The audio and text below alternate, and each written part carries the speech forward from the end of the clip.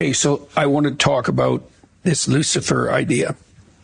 So Lucifer is the morning star, and he's the angel of the untrammeled intellect. That's how he's portrayed in Milton, right? And he's allied in some strange way with the serpent in the Garden of Eden. If I might just interject, if he's the morning star, what do you do in the morning after the morning star rises? You wake up. Right. Woke. Right. Whoa.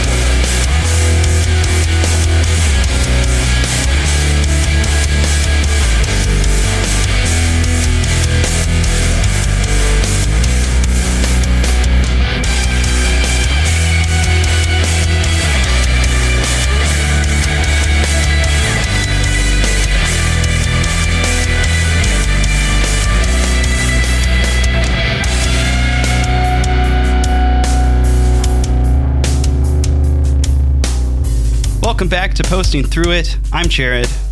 And I'm Mike. So much has been happening in the online right that, coming back from a break, we just could not keep going forward without addressing some of it. So we've got a lot of things set up for the show today. But before we get started, I just want to give a shout out. We had a tip jar that we sort of debuted on the last episode. A lot of people threw in a few bucks, and I can't say, just how appreciative we are of that. I specifically want to shout out somebody who gave us $2. They said they couldn't give a lot, but they wanted to give something, and I thought that was really touching. So we're going to, I guess, keep putting the tip jar link in the description of these episodes if you ever feel inclined to help us keep going and do what we do here. Throw in a few bucks, and, if you can't give a few bucks for whatever reason, there's a lot of things you can do to help us out that don't cost any money. Leaving a nice review, reaching out, telling us how we're doing, or sharing episodes with your followers and friends. That is probably the best way you can help us. Absolutely. The response to the Who the Hell is Candace Owens episode was really great. Looking at our back-end metrics, we can tell, you guys are loving those episodes. So we are going to keep working on them and producing them. If you have any ideas for who we should try to explain, drop us a line on one of our, social media profiles on Blue Sky or whatever. And, we are open to all ideas.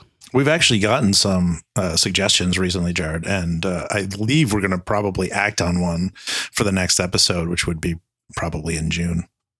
So, Mike, are we really going to talk about this Kanye West song? It's like the first thing we have in our show notes here.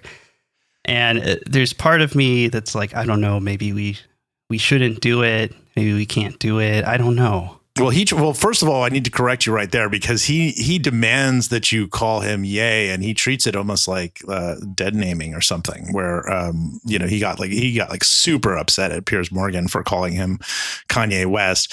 I think we have no choice but to talk about the Kanye West song because they're all fixated on it, and I think it is a big driver of some of the other issues we're covering on this show today. Actually, there's a lot of debate on the right and whether people should defend it or not defend it. And, I think, unfortunately, it's like one of those things you'd rather not talk about. It's like if somebody does something extremely embarrassing in school, like they shit their pants or like whatever, and you try to be a nice person about it. But there's really at some point, the smell becomes so strong that you really don't have any option but to at least mention something to someone. And that's kind of where we are with Ye at this moment. We can talk about it, right? I mean, it's our show, I guess. So, we can talk about whatever the hell we want to talk about. It's just after 10 p.m. This is the adult tour, which means you can drink if you want, and we can say whatever the hell we want. Jizz. Sorry? Jizz, like cum shot. You can say that because you said we can say whatever the hell we want. Sure. Or horse cock. Yeah, I guess. There are no rules about swearing. Awesome. But let's try and keep the comments and questions related to the ghost tour, okay? Now, if you'll follow me. So for folks who are out of the loop, on May 8th, Ye, I guess I should say, the rapper who formerly went by Kanye West, released a song on Twitter after it was banned from all major streaming platforms and outlawed in Germany. You might wonder, now what kind of song gets banned by the German government? Well, the name of that song is Heil Hitler, which is pretty much exactly what it sounds like. The hook of the song is inward Heil Hitler, all my inwards Nazis, Heil Hitler.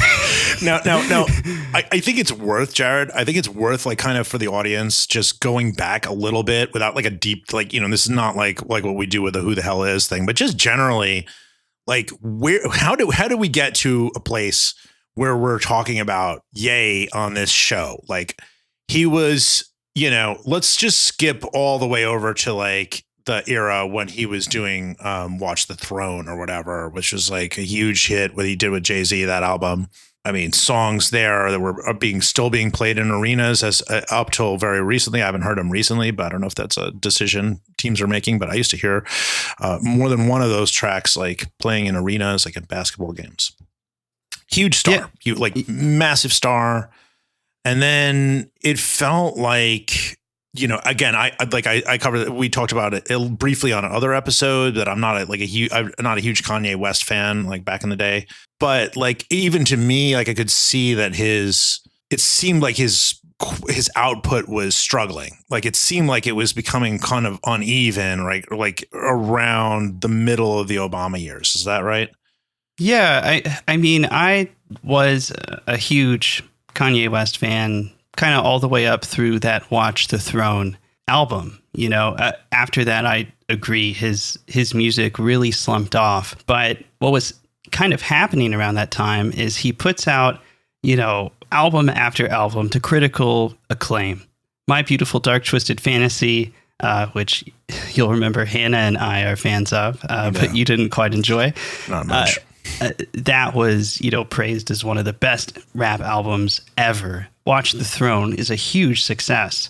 And at that time, Kanye West, Ye.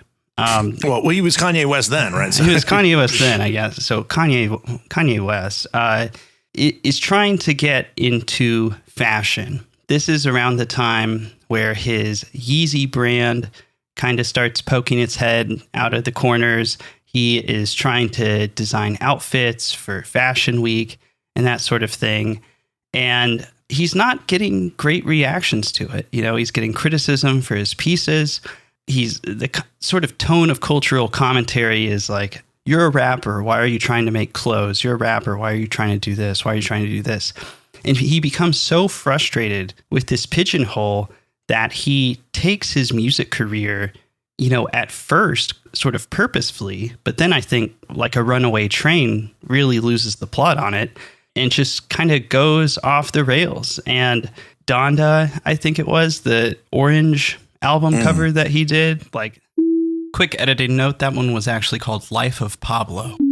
The way that was released, sort of the way it was arranged and like revised over the course of a month or so, like that was sort of unseen at the time. So he's trying all this experimental stuff. He's really trying to push the envelope and make things that aren't like quote unquote Kanye songs. Yeah. Can I just need to interject real quick? So in 2018 though, he goes in the middle of this stuff, which I think it may precede, I don't know if it precedes Donda, but it's like around that, sort of around the same period in his career. He does that thing where he goes into the White House and he wears the red hat in there. And that becomes like a big thing. And he starts rapping about the fact that he wears the red hat and the reaction, right? That becomes like a whole thing for him. And he starts, talking about all kinds of things about, bringing back slavery or whatever, right? Like it was these really weird comments. At that time, the reception to his newer projects is not meeting the same acclaim.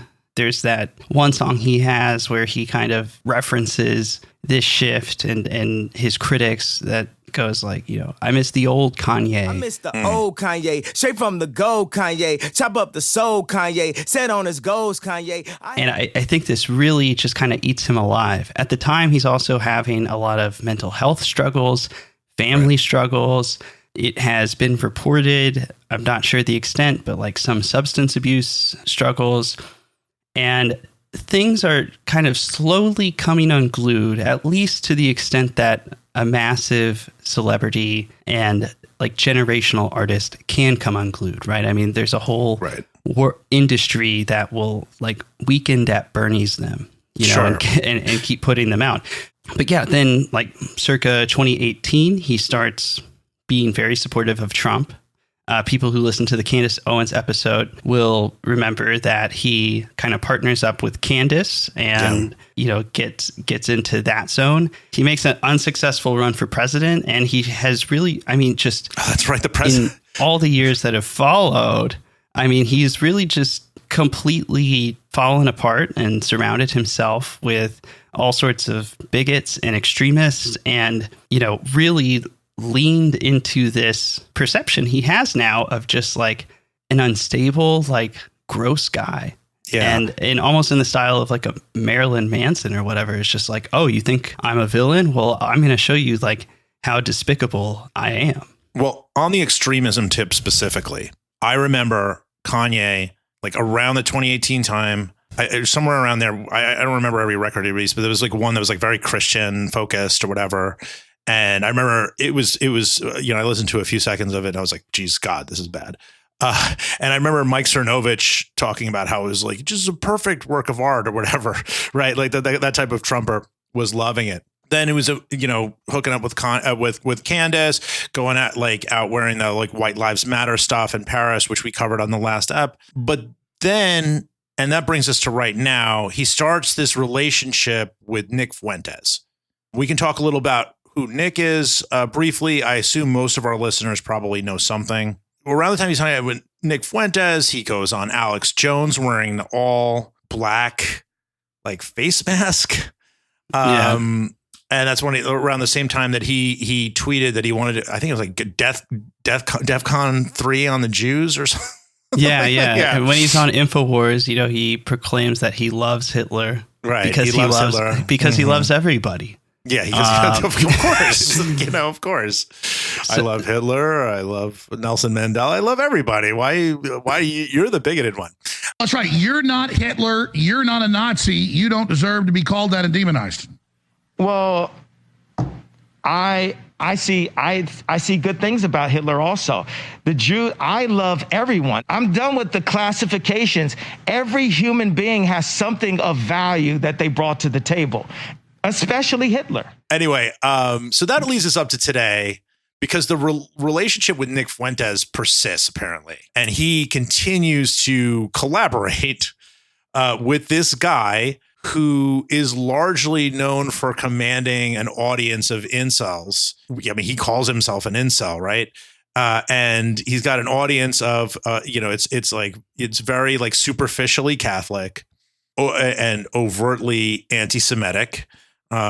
Just, you know, in an almost very proud anti-Semitic stances that they take, and really racist too. Like Nick is known for using the word with a hard R, and it's just fascinating. Nick himself is about, like, I think he's a quarter Mexican, but it is, you know, he identifies as white and has again made these comments about specifically black men, which makes him a very weird pairing for Kanye West or Ye.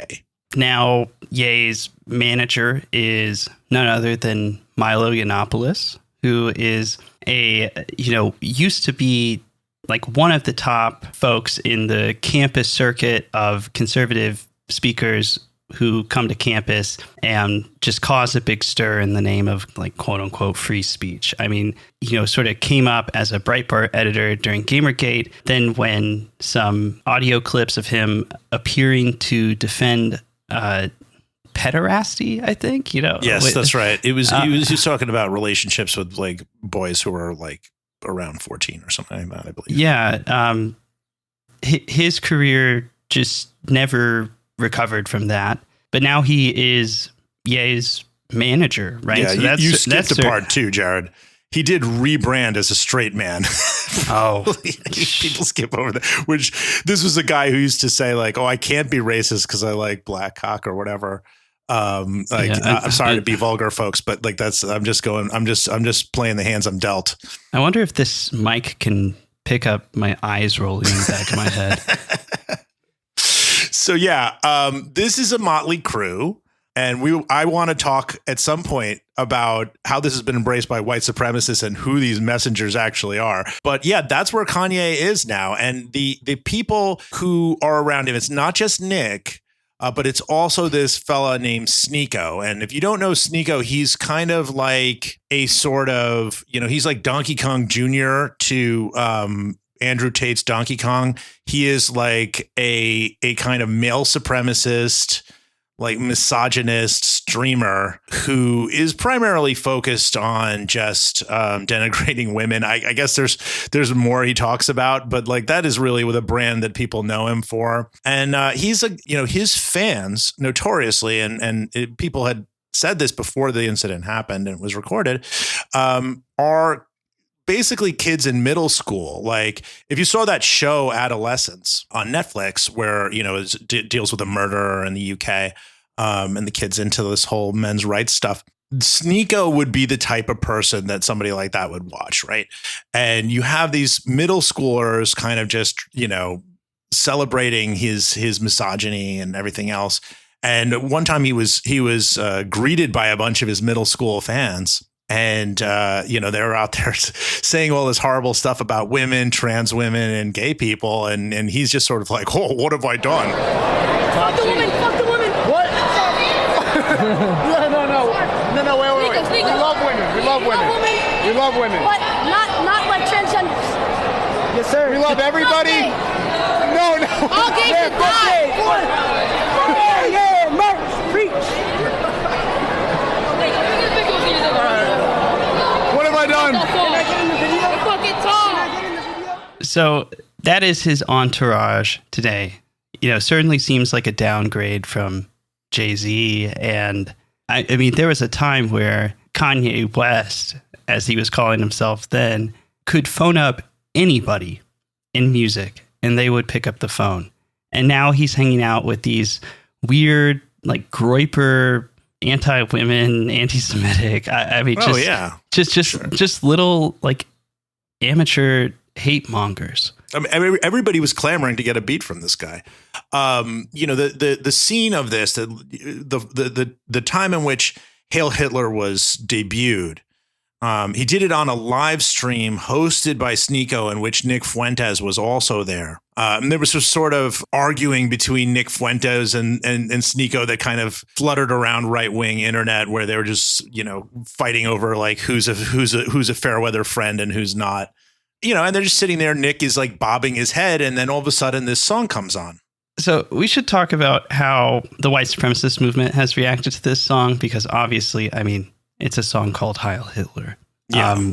But we were talking about it before we were recording, and like the chorus is the name of the song. It's pretty straightforward. Right. That makes up most of the song.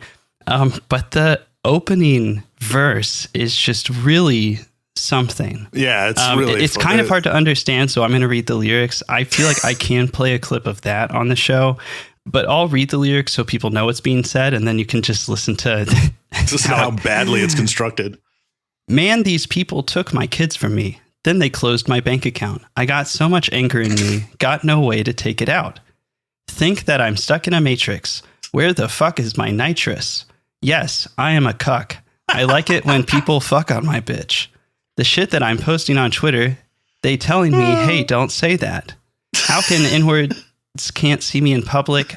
I'm driving an all-chrome Maybach. I'm not rich. I don't know how to say that. With all of the money and fame, I still can't get my kids back.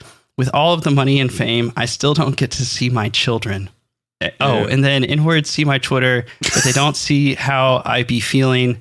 So I became a Nazi. Yeah, bitch, I'm the villain. And then there's about 2 minutes of just all my inwards Nazis, inward Heil Hitler. Man, these people took my kids from me, then they froze my bank account. I got so much anger in me, got no way to take it out. Think I'm stuck in a matrix, when I fuck's my nitrous. Yes, I am a cook, I like when people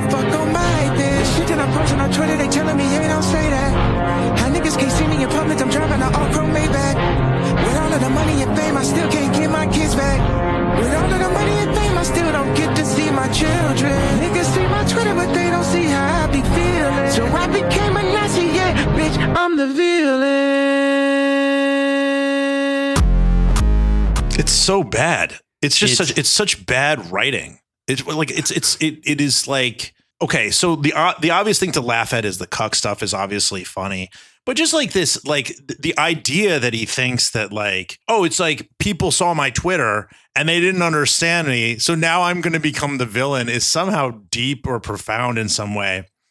Obviously, like, you know, it's interesting. Like I was just telling a friend, I don't mean to like take us off on some sort of discussion of literature, but like, you know, Edward Bond, the English playwright, created all this horror in England for a play in which somebody goes and stones a baby carriage, like these poor people. And I was like, you know, it's just really, really horrible. Like these street toughs. It's just the idea, the brutality, the horror. It's almost like it's familiar, the shock, if you've seen some of the videos from Gaza or something like that make your stomach churn or whatever.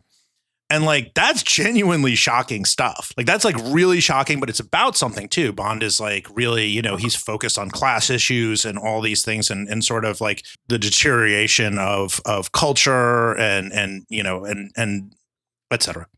And the idea that he thinks that he's being deep just to whip out Heil Hitler is just, it really makes you wonder, like, you know, how this guy got so far. I think it has to be, and again, a critic of him all through, it really has to be his musical abilities, just his ability to create hooks, his ability to samples, those high-pitched vocal samples from back in the day, those soul samples he would do. I mean, because like, this is some of the worst writing I've ever seen. Yeah, and it's also like such a departure from his come up. I mean, Kanye was one of the people that sort of brought what's often referred to as conscious rap into vogue. I mean, right. I looked up the lyrics here to "All Falls Down," and that's a good track actually. You know, that's you can, I like him. You can you know, compare those lyrics to something like this. It seems we live in the American dream, but the people highest up got the lowest self-esteem. The prettiest people do the ugliest thing for the roads to riches and diamond rings. It has a great flow, great like consonants, that sort of stuff. But it also says something besides like, I'm addicted to nitrous oxide and like watching my wife have sex with other people. And now I don't get to see my kids. Like what is you know, it is really a low moment. I feel like it's not just for this guy, but for our whole country. I really feel like Heil Hitler is, it feels very 2025 second Trump term. We're just hitting rock bottom. There's a lot of reasons why some of the stuff that's happening is happening.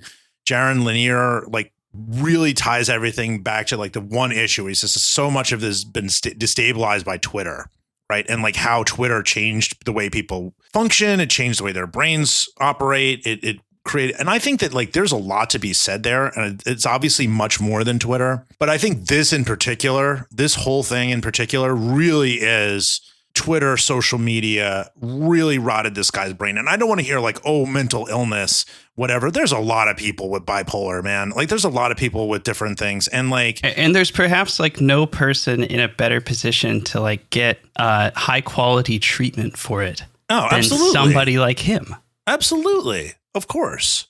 We got to quickly talk also just about the fact that he went on a thing with Piers Morgan, and he brought Sneeko along, and then he walked off within a few seconds, and then all of a sudden Sneeko ended up talking to Piers Morgan, which should never happen in a million years ever. It's not a guy who should have that audience, but it was a very funny interaction. Yeah, we called him Ye, and we got his Twitter following count wrong by 1 million, from 32 to 33 million. Also, for the record, you guys dicked us around yesterday, and you seem to find that very entertaining and amusing in your live stream, which I'm sure you will now. You kept all my crew in Spain and here waiting, and then wasted their time. And then you got us all back now, and you've wasted our time again. And you again may find that funny and entertaining, and that's fine. I don't. I think it's a total waste of everyone's time and effort and money. Mike, do you ever think that, you know, like Kanye West ever just like flies through the wall of Sneeko's streaming den and like explodes in a huge cum shot? I actually don't want to answer that because based upon his lyrics. Not trying to be funny. Not trying to get a laugh. I don't want anybody to have the worst day at their job. But do any of these fuckers ever blast out of the wall and have like a huge cum shot? No, they don't.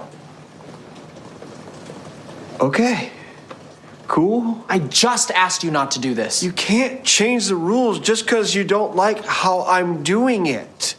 So, Mike, before we move off of the this movement, how have you been seeing like the white supremacist movement reacting to this song? Because this is, I mean, like the far right has always just been desperate for cultural figures, right? I mean, they're just frankly, well, maybe more so these days than there used to be, but there's not a lot of celebrities and media and movies and whatever that like actively advance their point of view because they're so unpopular and repulsive if you put them in a general context a lot of the time.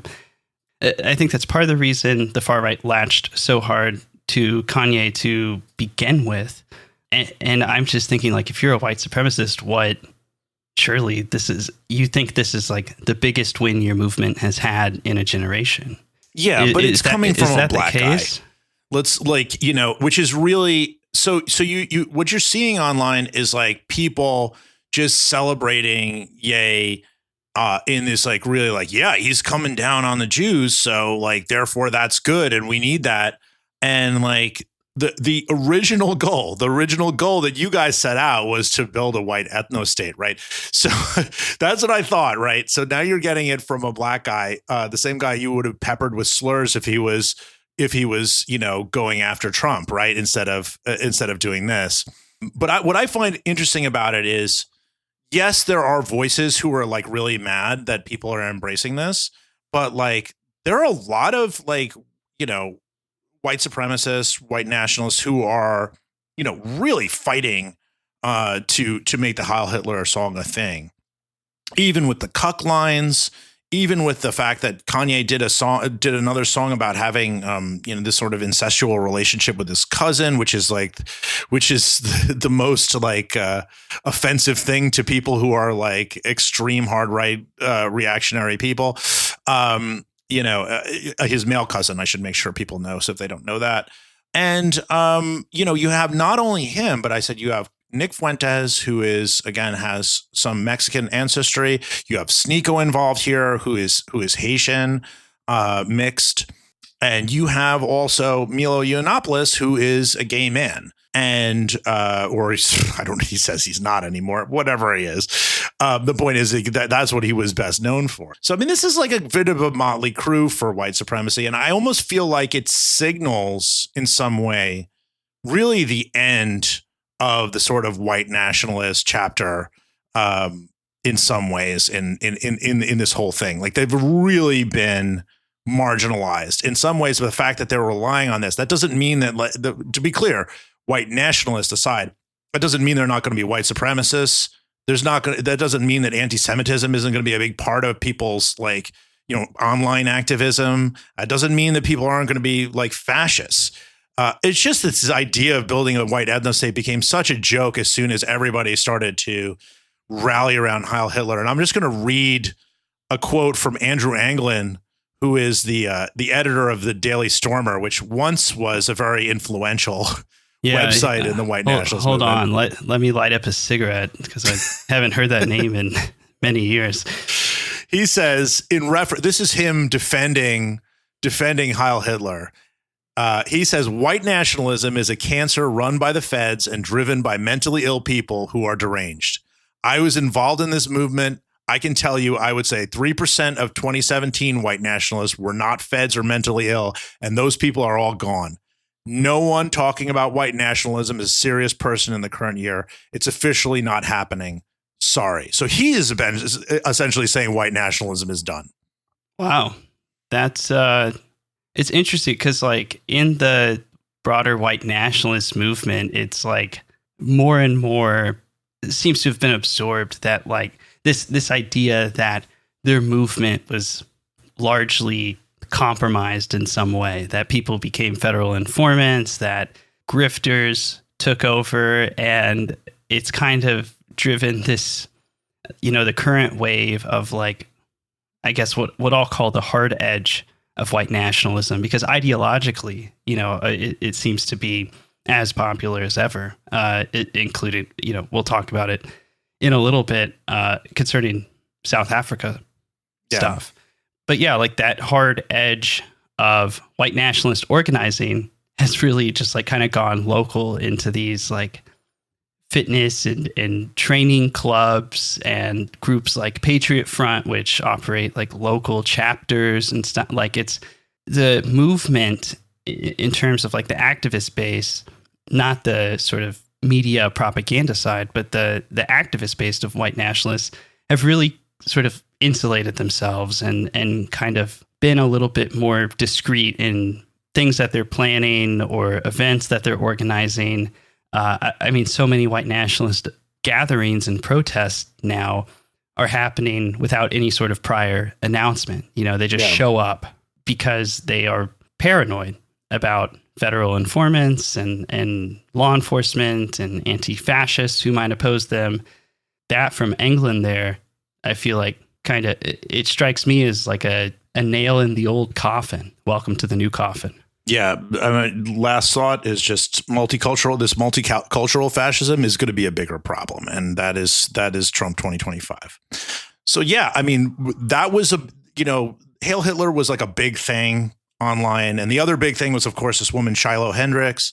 I don't know the full story there as far as who was taping, but I know enough to know that she did call a 5-year-old black child a racial slur, which is something I don't recommend to anyone. I don't think that's a good idea. I don't think you should call a child any kind of mean name, much less that.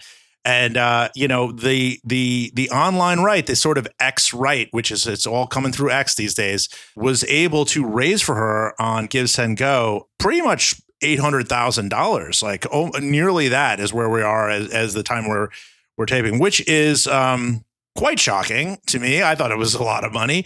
I don't think it's necessarily indicative of the fact that they're like this huge dominant cultural force, because that's still $800,000. It's not, that's a trifle in the overall American economy, but it definitely shows that they're very aggressive online. And that kind of aggression has really created a lot of divides among Trump's, biggest supporters. A lot of the divides that have been happening lately have to do with, sort of how wise they think it is to play into racial issues. That sort of reignited this debate that's been going on between conservative pundits since 2022 over whether or not the pro-Trump right is itself woke. Woke meaning anything that is modestly aligned with racial justice or gender equality, or, if you advocate for better treatment for other people, or think that things that result in worse treatment for other people are bad, then that is, I guess, falls under the umbrella of woke. Yeah, so this has been sort of like a soft debate since, 2022. It kind of picked up again last year, sort of in the downslope of the 2024 Trump campaign. But this Shiloh Hendricks situation has really brought it back to the forefront, led by people like Jimmy Concepts. What is James this? Lindsay? James Lindsay. I don't even. It's rough when Jared knows only his derogatory online nickname. So, you have people like that and Jordan Peterson saying that, like rallying around people like Shiloh Hendricks or people who are trying to make that situation, some sort of common cause or rallying point around, white identity, are actually woke because they're just perceiving themselves as racial victims like the crazy left does. Right. They call this woke right. Yeah. They're calling it woke right. And it's the idea is basically that, whereas the regular woke is just that you don't even need to label it left. That was woke was bad. That was any opinion where that was remotely left of center was woke. And or just that you believe, just that you believe trans women are women and things like that. That would be too woke, et cetera, et cetera. So the idea of the woke right is this, I think really based around this fear that they have that they're going to be punished by their own supporters for not being sufficiently based. And by based, now I'm really online here. We got to untangle a few things. By based, I mean basically like really cruel online, really fascistic, right? Like really hard edged, ready to snap at the slightest suggestion that there be diversity anywhere, right? That's based, right? It's sort of a 2016, 2017 4chan idea of politics, but unfortunately for the entire country, that way of seeing is now made it into the mainstream. It's really made it into mainstream MAGA discourse. It's become a form of political currency for a lot of influencers. I mean, if you look at the type of people that, are getting invited to the White House or being apparently in some kind of communication with some of the leading Republican officials, they're just vicious and reactionary, right? It's libs of TikTok, Andy No, right. I saw No recently. Someone referred to him as like right of center, right? Where it's just sort of like he's now like, he's just like he's a light conservative in the online sphere. Yeah. Oh, Jesus. But in terms of this woke right debate, it has become kind of a navel-gazy dispute between conservative personalities. One of the things that really got this cycle going before the Shiloh Hendricks thing was James Lindsay, who really rose to fame as a pundit by trying to take a quasi-academic approach, and the biggest air quotes you've ever seen around the word academic there, to popularize and try to legitimize this sort of, anti-woke talking points in conservative media. He had a lot of huge success. He's not a great public speaker or anything. So largely known for his avatar on X, where he's just like visibly manspreading with his like legs open, his crotch in the air, sitting somewhere in a public space, just sort of like, that's what men do, is the energy. It's like really pretty cringe, actually, in my opinion. But that, what do I know? I mean, the best way I can summarize what he does is that he reads works by Karl Marx or other like revolutionary leftist thinkers. And then like he reads these texts, and I believe that he does read them. He'll try to cite them, but he has the reading comprehension of a dog, and he tries to make all these connections to modern day politics where he's like, okay, they said that this is bad, but that's actually a callback to this, like the 12th chapter, 35th paragraph of Karl Marx on Capital, which it's ridiculous. Right. But he's referring to some tweet that Chuck Schumer did at like 2:00 in the afternoon, like when he woke up from his nap.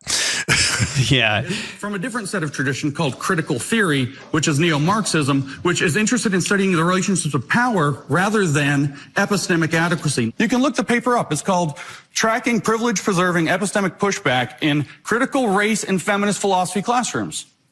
That's not being taught in K-12 schools. Sorry. It's it just not. isn't. I mean, congratulations. I wish I could get my students to read as much as you do. I wish. So James Lindsay tried to prove his point about the woke right by sending American Reformer, which is, if you haven't heard of it, there's a good reason. It's an obscure, like, Christian nationalist website, popular in his kind of circles, but the same way that, a group of activists submitted a bunch of fake scientific journals to try to make a point, back in the day about the lack of thresholds in academic publishing.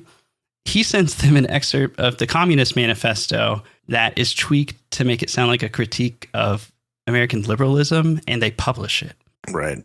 So, he uses this to make a point to say, look, you're just like them. You think just like them. You read the Communist Manifesto, and I mean, on the topic of that Kanye song, it's like showing somebody a painting and be like, oh, what do you think of this painting? And then if somebody's like, oh, I don't know, it's nice. And it's like, oh, you know who painted it? Hitler.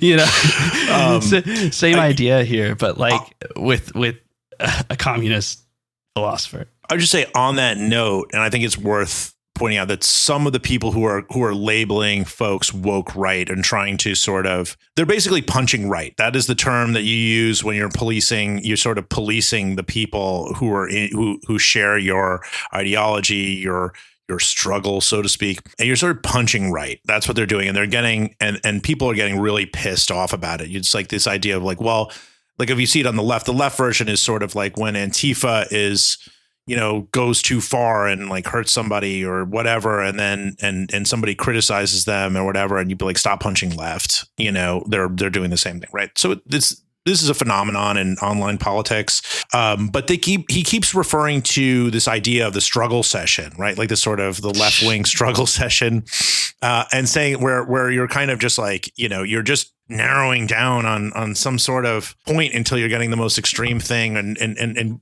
casting out anyone who disagrees with it. That's what he says is happening on the right. And he's probably He's probably right about some of it for the wrong reasons. But he's classic broken clock situation. Yeah. And he had he tweeted, he got into a bit of hot water on X.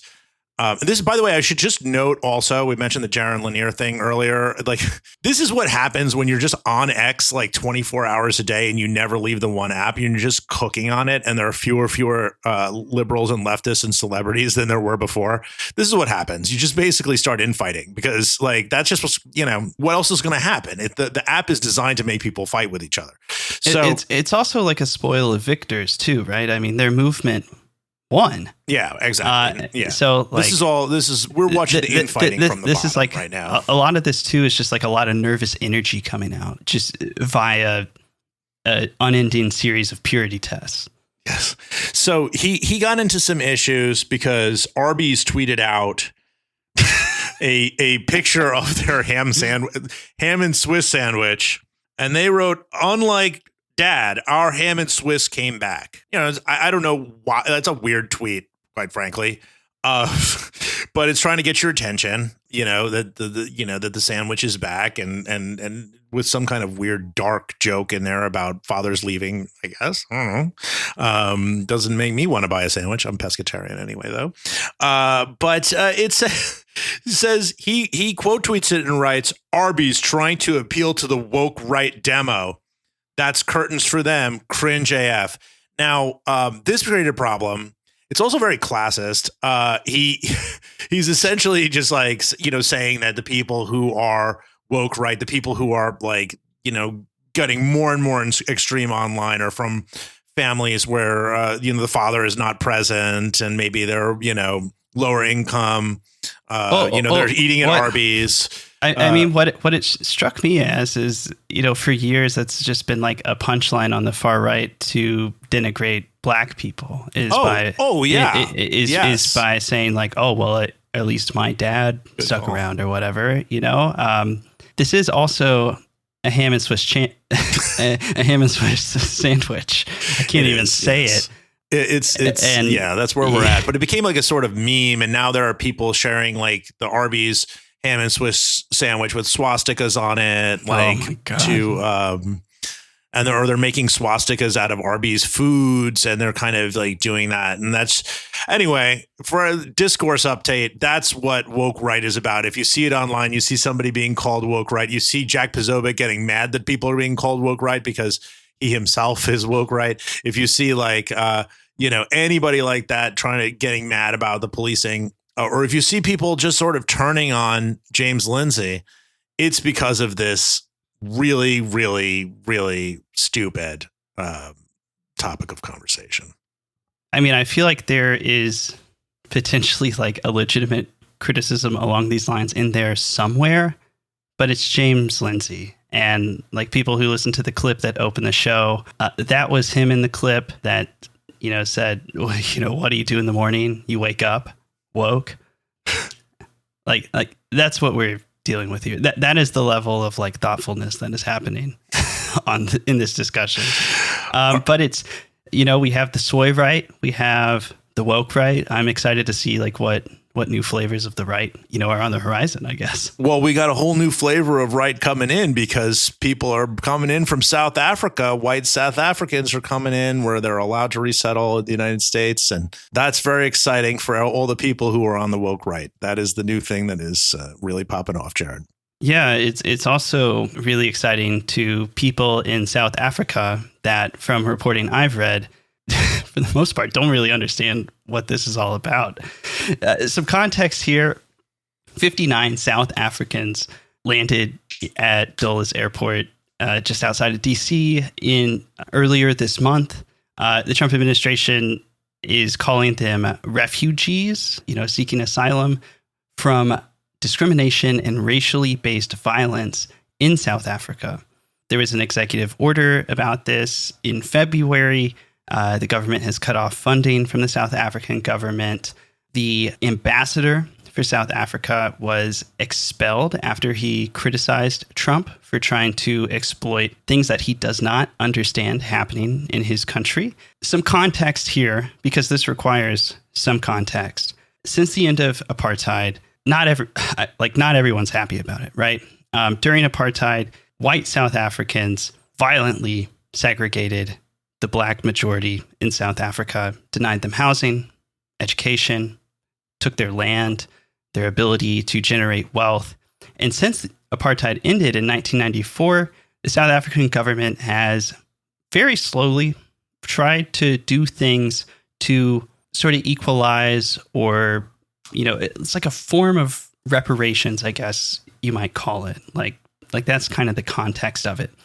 There have been people in South Africa, around the world, kicking and screaming about this process since the beginning. But the big motivator of the last decade or so has had to do with land appropriation and, in some cases, land seizures of mostly farmland that is owned by white Afrikaners. A lot of this farmland was stolen or unjustly taken from black South Africans, and this is trying to restore it. In many cases, the South African government purchases this land and then makes it public. But earlier this year, the South African government ratified a law that sort of established a process where they could seize the land. There's an appeals process and all that. It's not like they're just coming in and saying, this belongs to us now. There's a way to challenge it and that sort of thing. But that has really reinvigorated the oppositional activists in South Africa to restart their foreign diplomacy tour and try to get other countries on board with their side and their position, which is that no, this land rightfully belongs to the white South Africans or descendants of white South Africans that forcibly took it. It's too late. It's too bad. This is unfair. And this is bad. And this has also been paired with a lot of panicky rhetoric about murders that have happened on farms in South Africa. The murders that are happening on these farms have also been used, to feed into conspiracy theories about quote unquote white genocide, that governments are plotting to enact policies or take actions that are going to not just disadvantage white people, but make them effectively extinct, which is a huge panic point that has motivated all kinds of mass shootings and all kinds of just the most skin-crawling racist political movements of the last few decades. It used to be the territory of the Stormfront, white supremacist forum or the Daily Stormer or whatever. But now these ideas have buy-in from people like Elon Musk and top government officials, and resultingly, we're seeing policies like this and, a plane full of 59 South Africans. I think it's a really interesting story just to illustrate the difference between Trump 1 and Trump 2. Sometimes it feels like, okay, we know it's slightly different, but what's the difference? Because we felt like we were in hell in Trump 1, right? Like, quite frankly, we felt like we were in hell during the Biden years too. Let's be honest. It's been a nonstop thing since, because it's not like the movement went away, right? Right. But I think the difference is that Trump, popped off a few tweets that shook people up about white South Africans that felt very familiar to people who are aware of white nationalist, white supremacist rhetoric. And the time for tweets is over, right? This is Trump bring back the mean tweets and the good economy. Well, the good economy was always questionable. But the time for mean tweets is over. Trump 2 is an administration based around action. They get things done and they are doing things. And this is one of the things they've done. Yeah. And you have groups like the New York Young Republicans Club, which has always just been out there, hosting a delegation from Orania, which is a white separatist town in South Africa that you probably haven't heard of unless you do the work that people like Mike and I do, or you're one of the people that Mike and I report on. But they're in a huge note of power. The chairman of that club now is chief of staff of the FCC. Yeah. The Grok Gavin Wax. Yeah, the Grok chatbot on X appears to have been patched, or something crazy happened where it started replying to completely unrelated posts with all this nonsense about quote unquote white genocide in South Africa. You can imagine Elon Musk behind the scenes being like, I need you to I want you to make the talk about the South African genocide a little more, make it come up a little bit more. Yeah. And you have, the Stephen Millers and the Trumps and all the surrogates going out insisting that this is not just like a play to their bases, white grievance politics or whatever. But maybe that's a good place to end this show. It's just, I'm going to tell you straight up, that's bullshit. That is bullshit. If you, speaking of bullshit, if anybody wants to reach out to us about anything in the news that you want us to talk about or analyze, or if you have any ideas for the next Who the Hell Is episode, we actually, not the next one, but we have, we have a bit of a schedule already kind of laid out, but future ones, maybe in the fall, let us know. And we also have that tip jar. Jared, it was lovely talking to you again. No one else I'd rather do it with. We'll see you next week. All right, baby. You're saying we're allowed to swear. I'm saying big fat load of cum and horsecock, and you're getting mad. Do you see where I'm like... Look, I've had enough. Okay, you're done. You're done. Look, we're sick of listening to your crap. Okay. Now get on.